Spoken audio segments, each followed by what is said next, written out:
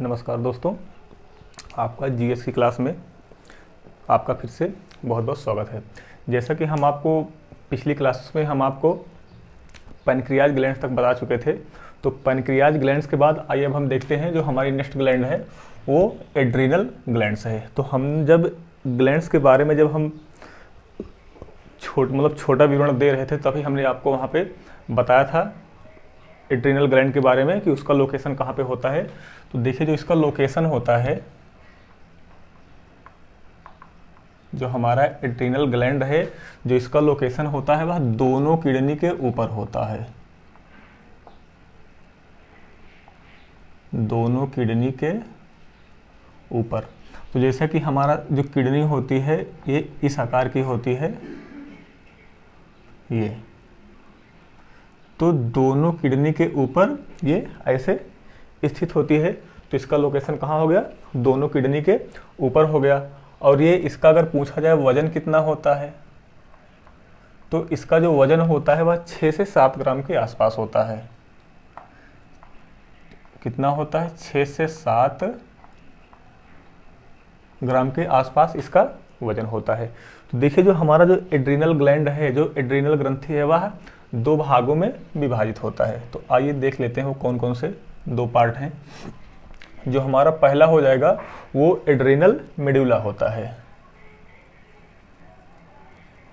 Adrenal medulla होता है जो 20 से 25% के आसपास होता है। कितना होता है? 20 से 25% के आसपास होता है। हम यहाँ लिख दे रहे हैं कितना होता है? 20 से 25% के आसपास होता है, जिसे बाह्य भाग कहा जाता है। मतलब यह बाहरी भाग होता है, बाह्य भाग, यह बाहरी भाग होता है। जो हमारा दूसरा पार्ट होता है वह एड्रीनल कार्टेक्स कहलाता है। एड्रीनल कार्टेक्स कहलाता है। तो अगर यह 20 से 25% या होता है, एड्रीनल मेडुला होता है, तो एड्रीनल कार्टेक्स कितना कहलाएगा? ये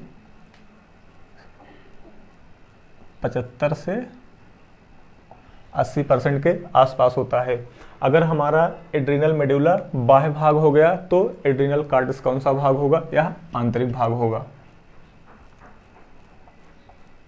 यह कौन सा भाग होता है? यह आंतरिक भाग होता है। अब देखिए जो हमारा बाह्य भाग है या एड्रीनल मेडुला है, यह भी 2 पार्टों में डिवाइड होता है। यह कितने पार्टों में डिवाइड होता है? यह भी 2 पार्टों में डिवाइड होता है। इसका जो पहला पार्ट होगा वह एड्रीनालिन कहलाएगा।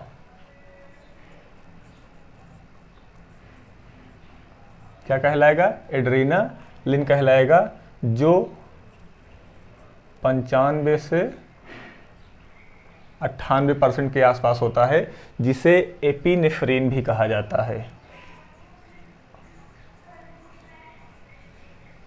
जिसे क्या कहा जाता है? एपिनेफ्रिन कहा जाता है।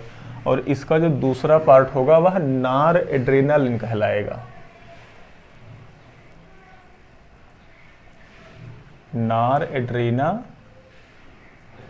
कहलाएगा, जो कितने परसेंट होता है? यह 2 से 5% के पास होता है। और अगर हमने बताया इसे एपिनेफ्रिन भी कहा जाता है, तो इसको क्या कहा जाएगा? नार एपिनेफ्रिन कहा जाएगा। इसे नार एपिनेफ्रिन कहा जाता है। अब देखिए जो दोनों हार्मोन्स हैं, मतलब कि जो यहाँ से दोनों हार्मोन्स निकले, एड्रीनल और एड्रीनालिन और नार एड्रीनालिन। अब देखिए ये जो होते हैं, मतलब इनका कार्य क्या होता है?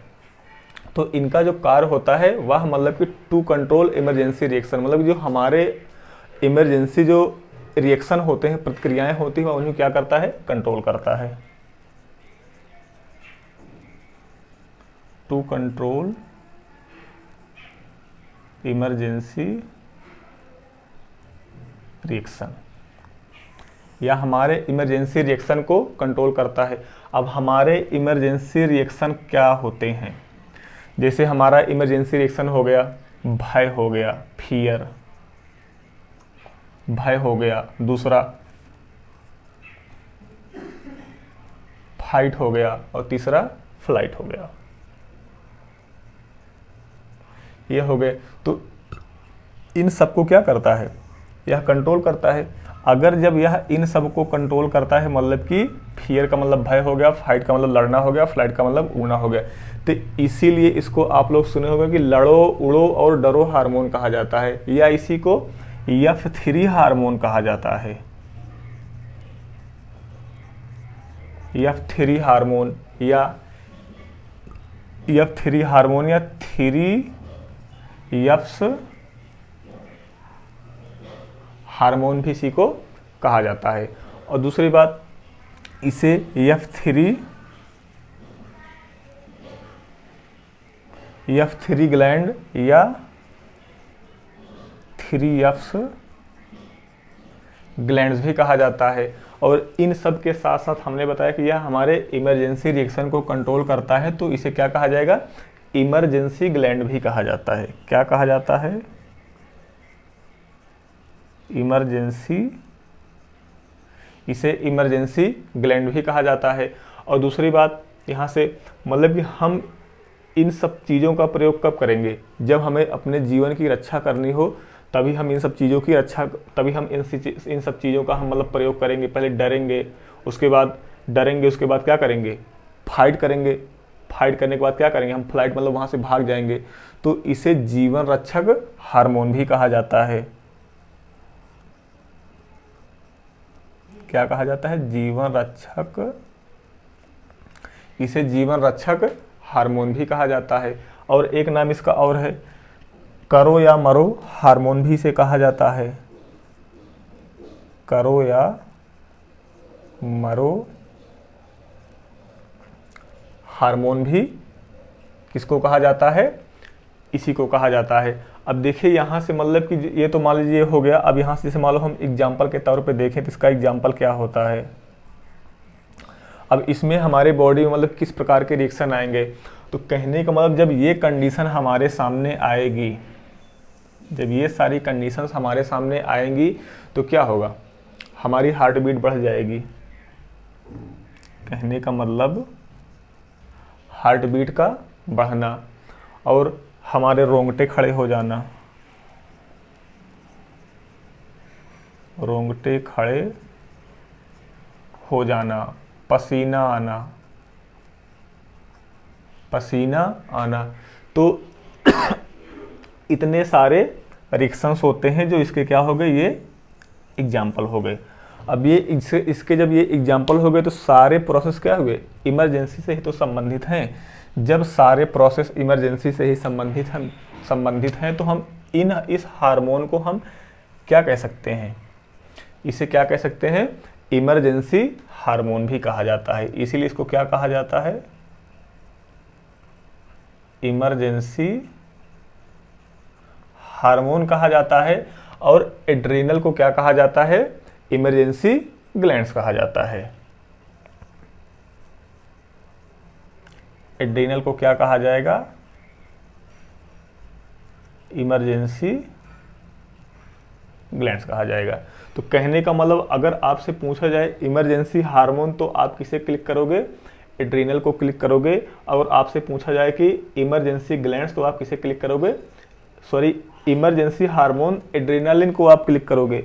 और अगर आपसे पूछा जाए कि इमरजेंसी ग्लैंड्स किसे कहा जाता है तो एड्रीनल को इमरजेंसी ग्लैंड्स कहा जाता है। तो बाकी यहाँ से आपका यही सब मोस्ट इम्पॉर्टेंट है कि 3F हार्मोन्स किसे कहा जाता है, एड्रीनालिन को 3F हार्मोन्स कहा जाता है।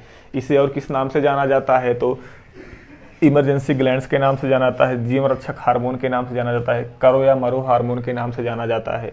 अब इसके एग्जाम्पल पूछ लिया जाए कि हमारे इस स्थिति में हमारे अंदर कौन से रिएक्शन होते हैं, तो हमारी हार्ट बीट क्या हो जाएगी, बढ़ जाएगी, हार्ट अटैक का खतरा भी बढ़ जाता है, हमारे रोंगटे खड़े हो जाएंगे, पसीना आना, ये सब क्या हो गए, इसके एग्जाम्पल हो गए। तो आप इसका स्क्रीनशॉट ले लीजिए। आइए अब इसका दूसरा पार्ट देखते हैं। तो हमारा जो दूसरा पार्ट क्या है वो एड्रीनल कार्टेक्स है, मतलब कि जो हमारा आंतरिक भाग है, हमने इसको बताया था कि ये 75 से 80 परसेंट के आसपास होता है। तो ये जो हमारा एड्रिनल कॉर्टेक्स है, इसे मतलब इससे 3 प्रकार के ग्रुप के हार्मोन स्रावित होते हैं। इसे कहने का मतलब हम इसको 3 पार्टों में डिवाइड कर सकते हैं। तो जो हमारा पहला होगा ग्लूकोकार्टिकॉइड्स, ग्लूकोकार्टिकॉइड्स, ये हमारा पहला पार्ट हो जाएगा। और दूसरा पार्ट होगा मिनरलोकार्टिकॉइड्स, ये हमारा दूसरा पार्ट हो गया। और तीसरा क्या हो जाएगा? Sex hormone. क्या हो जाएगा? Sex hormone. कहने का मतलब जो हमने आपको बताया ग्लूकोकार्टिकॉइड्स, मिनरलोकार्टिकॉइड्स एंड सेक्स हार्मोन, तो ये हार्मोन नहीं है, ये क्या है? हार्मोन के ग्रुप हैं। इनसे कई हार्मोन स्रावित होते हैं, लेकिन इनमें जो सबसे मोस्ट इंपॉर्टेंट आपको पढ़ना है हम उसी के बारे में बताएंगे। तो जो इससे जो स्रावित होने वाला जो हार्मोन है वो क्या है? कार्टिसोल है। क्या है वो? कार्टिसोल है, जिसे कार्टिकोस्टेरॉन भी कहा जाता है। कार्टिकोस्टेरॉन भी कहा जाता है। और हमारा जो मिनरलोकार्टिकॉइड्स है, इससे जो स्रावित होने वाला जो मेन हार्मोन होता है उसे एल्डोस्टेरॉन कहा जाता है। क्या कहा जाता है उसे? Aldosterone hormone. यहाँ पे हार्मोन लिख लीजिए, एल्डोस्टेरॉन हार्मोन, कार्टिसोल हार्मोन, ये हो गया। अब जो हमारा सेक्स हार्मोन से यहाँ से 3 प्रकार के हार्मोन स्रावित होते हैं। जो पहला हमारा होगा एंड्रोजन, दूसरा हमारा होगा एस्ट्रोजन, और जो तीसरा हमारा होगा टेस्टोस्टेरॉन। यहाँ से 3 प्रकार के हार्मोन स्रावित होते हैं। तो आइए अब हम देखते हैं जो हमारा ग्लूकोकार्टिकॉइड्स है उससे स्रावित होने वाला जो कार्टिसोल हार्मोन है, इसके क्या फंक्शन होते हैं। तो ये जो होता है कार्टिसोल होता है, यह इसका जो काम होता है, यह शुगर और स्ट्रेस को क्या करता है? नियंत्रित करता है। कहने का मतलब कि जो कार्टिसोल हार्मोन है, यह हमारी बॉडी में शुगर और स्ट्रेस मतलब तनाव को क्या करता है? यह नियंत्रित करता है। यह तनाव को नियंत्रित करता है, इसी कारण इसे क्या कहा जाता है? स्ट्रेस हार्मोन्स कहा जाता है।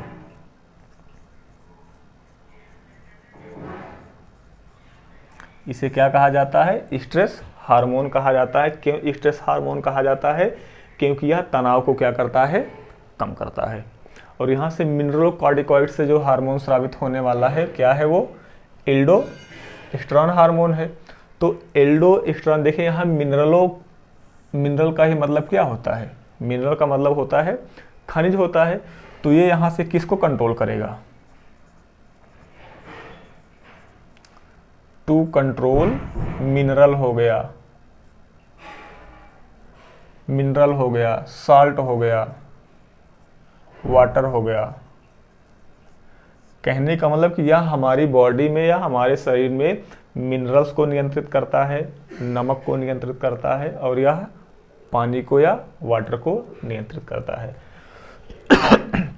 और हमने यहाँ से आपको बता ही दिया कि सेक्स हार्मोन जो एंड्रोजन है, एस्ट्रोजन है और टेस्टोस्टेरॉन है। ये एंड्रोजन और एस्ट्रोजन जो होता है यह फीमेल में पाया जाता है, और टेस्टोस्टेरॉन जो होता है किस में पाया जाता है?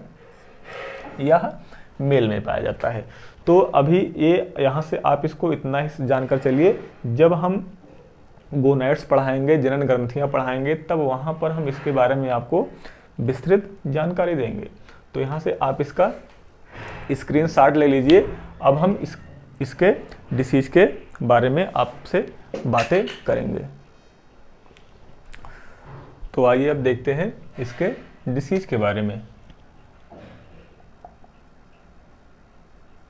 तो हमने आपको पहले ही बताया था कि डिसीज 2 प्रकार के होते हैं। एक होता है हाइपो, दूसरा क्या होता है, हाइपर होता है। दूसरा क्या होता है, हाइपर होता है। हाइपो का मतलब अल्प और हाइपर का मतलब अति। कहने का मतलब कि ये जो हमने आपको हार्मोन बताए, कार्टिसोल, एल्डोस्टेरॉन, इन सब का श्रवण यदि क्या हो, कम हो। कहने का मतलब पहले देख लीजिए, अगर हमारा जो कार्टिसोल हार्मोन है यदि इसका स्राव कम हो, तो हमने अभी आपको कार्टिसोल के बारे में जब बताया था तो हमने आपको वहाँ पे बताया था कि ये क्या करता है, शुगर को कंट्रोल करता है। तो अगर कार्टिसोल कम हो जाएगा तो शुगर भी क्या हो जाएगा, हमारी बॉडी में शुगर भी कम हो जाएगा। कहने का मतलब शुगर इसलिए कम हो जाएगा कि कार्टिसोल और शुगर के बीच में डायरेक्ट प्रोपोर्शनल होता है। तो ये जब मतलब कि समान रूप में रहता है तो शुगर को भी क्या करता है, कंट्रोल करके रखता है। लेकिन जब कार्टिसोल की मात्रा कम हो जाएगी, कार्टिसोल हार्मोन का स्राव कम हो जाएगा, तो हमारे बॉडी में शुगर की मात्रा भी क्या हो जाएगी, कम हो जाएगी।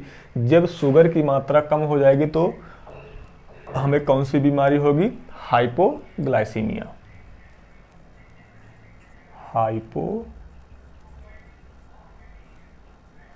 हाइपोग्लाइसीमिया नामक डिसीज हो जाएगी। और जो हमारी बीपी है, हमारी बीपी भी क्या हो जाएगी, यह लो हो जाएगी। तो ये हमने बताया आपको कार्टिसोल के बारे में। दूसरी चीज़, एक हार्मोन हमने आपको और बताया था, एल्डोस्टेरॉन। एल्डोस्टेरॉन,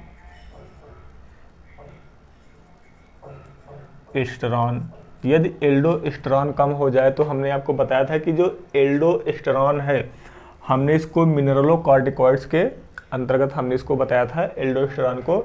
तो वहाँ पे हमने आपको क्या बताया था कि यह नमक को कंट्रोल करता है, वाटर को कंट्रोल करता है, मिनरल को कंट्रोल करता है।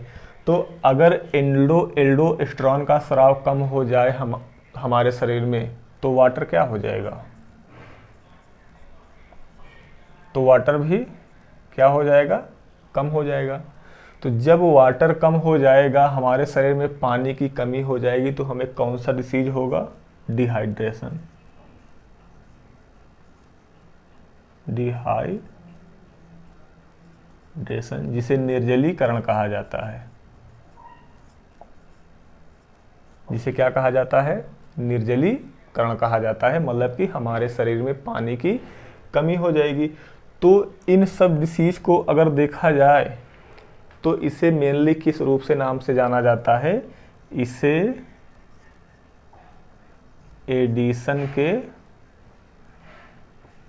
रोग के नाम से जाना जाता है। तो ये हमने आपको हाइपो के बारे में बता दिया। अब यहाँ से आइए हाइपर में देख लीजिए। अब वही कहने का मतलब, यहाँ पे हमने कहा कार्टिसोल कम हुआ तो शुगर की मात्रा क्या हो गई, कम हो गई। अब यहाँ से अगर कार्टिसोल जो है क्या हुआ, कार्टिसोल का स्राव क्या होगा, यदि बढ़ जाए तो शुगर की मात्रा भी क्या हो जाएगी, शुगर की मात्रा भी क्या हो जाएगी, बढ़ जाएगी। जब शुगर की मात्रा बढ़ जाएगी तो अभी हमने यहाँ पे बताया शुगर की मात्रा कम हुई थी तो क्या हुआ था, हमको हाइपोग्लाइसीमिया नामक डिसीज हो गई थी। लेकिन यहाँ पे कौन सा होगा, हाइपर ग्लाइसीमिया। यहाँ पे कौन सी डिसीज होगी, हाइपर ग्लाइसीमिया। और हमने देखिए अभी हमने आपको बताया था कार्टिसोल के बारे में कि यह स्ट्रेस को भी कंट्रोल करता है। अगर कार्टिसोल की मात्रा हमारे शरीर में बढ़ गई तो स्ट्रेस भी क्या हो जाएगा, तनाव या स्ट्रेस, यह भी क्या हो जाएगा, यह भी बढ़ जाएगा। अगर तनाव बढ़ गया तो हम क्या हो जाएंगे, हमें मानसिक अवसाद हो जाएगा या हम डिप्रेशन में चले जाएंगे। हम किस में चले जाएंगे, अवसाद में चले जाएंगे। और दूसरी बात, हम जब अवसाद में चले जाएंगे मतलब कि हम बहुत परेशान होने लगेंगे, तो उस स्थिति में क्या हो जाएगी, हमें हार्ट अटैक आने का खतरा भी बढ़ जाएगा। क्या हो जाएगा, हार्ट अटैक आने का खतरा भी हो जाएगा।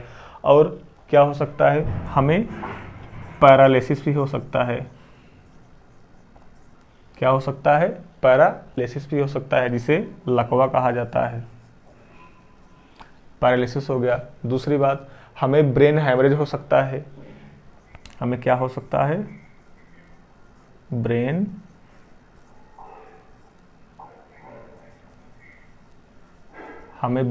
हैमरेज हो सकता है। ये ब्रेन हैमरेज क्या होता है? ब्रेन हैमरेज में होता यह है कि जो हमारी जो दिमाग की नसें हैं वह क्या होती हैं? दिमाग की नसें क्या होती हैं? फट जाती हैं। तो हमारा उसी क्या कहा जाता है? ब्रेन हैमरेज कहा जाता है। इसी में एक और बीमारी होती है, हम आपको यहाँ पर मिटा के बता दे रहे हैं। एक और बीमारी होती है, इसी कार्टिसोल के बढ़ने से ही एक और बीमारी होती है, जिसे कहा जाता है कुसाइन सिंड्रोम। कुसाइन, जिसे किस बीमारी के नाम से जाना जाता है? कुसाइन सिंड्रोम के नाम से जाना जाता है। अब आप लोग कहेंगे कुसाइन सिंड्रोम क्या होता है, मतलब इसके लक्षण क्या होते हैं? तो देखिए, इसके जो लक्षण होते हैं, आपने चाँद जैसा चेहरा का नाम सुना होगा। तो इसमें जिसके जो लक्षण होते हैं, उस स्थिति में क्या होता है कि हमारा चेहरा चाँद के जैसा हो जाता है। तो आप समझेंगे चाँद का जैसा हो जाता है तो और अच्छी बात है, लेकिन चाँद के जैसे चेहरे का मतलब ये होगा, चाँद में आप लोगों ने सुना होगा कि चाँद में क्या है? दाग है, चाँद में धब्बे हैं। तो हमारे चेहरे में क्या हो जाएंगे? छोटे छोटे धब्बे हो जाएंगे। कहने का मतलब कि जो हमारा चेहरा है वो चाँद जैसा दिखने लगेगा। दूसरी बात, हमारी जो आवाज़ है वह बहुत मोटी हो जाएगी, मतलब कि भैंस के जैसे हमारी आवाज़ हो जाएगी। भैंस के जैसी हमारी आवाज़ हो जाएगी। तो ये हमने आपको एड्रीनल ग्रंथि के बारे में हमने आपको बता दिया। तो अब हम जब नेक्स्ट क्लास लेकर आएंगे तो हम गोनैड्स ग्रंथि के बारे में आपसे डिस्कशन करेंगे। जैसा कि हमने अभी आपको उसमें बताया था, मतलब कि बाहरी भाग में एड्रीनल कॉर्टेक्स में हमने बताया था, तीसरा वाला क्या था? सेक्स हार्मोन्स था। उसमें हमने आपको 3 हार्मोन के बारे में बताए थे। तो उन सब की चर्चा हम किस में करेंगे? गोनैड्स में करेंगे या जनन ग्रंथियों में करेंगे। तो यहीं पर हम अपनी क्लास को विराम देते हैं। तो कृपया करके हमारे इस वीडियो को लाइक करिए, शेयर करिए और अपने दोस्तों के पास शेयर करिए और सब्सक्राइब करवाइए। Okay, thank you, bye bye.